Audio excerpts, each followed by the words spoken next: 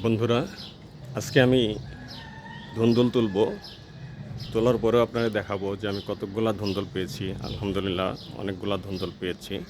শুধু ধুন্দুল না, আমি আপনাদের একটা টিপসও দেব।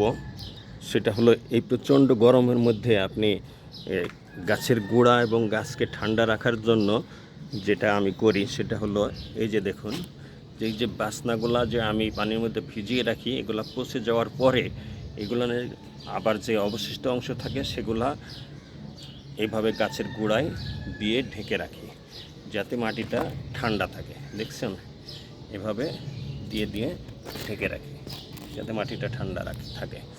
আর আমি আজকে কিছু ধুন্দুল তুলবো। আর এই যে দেখছেন এই ধুন্দুলগুলা আবার কিন্তু দু একদিন পরেই আমাকে তুলতে হবে। এই যে দেখুন, আমি বলেছিলাম না যে একটি গাছের একটি শাখায় একটি ধুন্দুল, এই একটি শাখায় এখন গাছগুলো আমার বড় হয়ে গেছে। কিন্তু দেখুন, একটি শাখায় এই একটি ধুন্দুল, এই ধুন্দুলটা বড় হয়ে যাচ্ছে। এই যে আমার একটি গাছ, এই একটি মাত্র গাছে একটি, দেখুন আপনারা, এই দুটি, এটাও গড়ে গেছে, এটাও বড় হয়ে যাবে ইনশাল্লাহ। আর এখানে দেখুন আরেকটি ধুন্দুল, এটার সাইজও বেশ বড় হয়ে উঠছে, এটাও হবে ইনশাল্লাহ।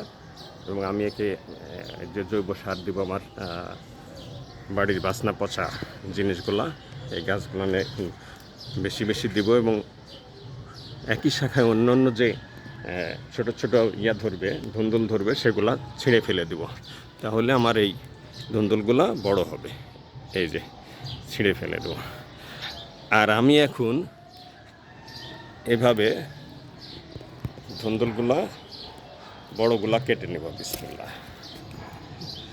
এই যে এটা কেটে নিলাম। এখন এই যে ছোটোটা আছে না, এটা খুব দ্রুত বড় হয়ে যাবে। একই গাছের তো এটা।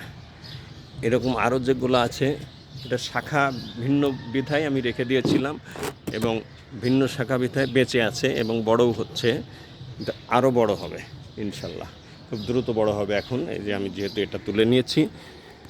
ধন্যবাদ, ভালো থাকবেন। আজকে এই পর্যন্তই।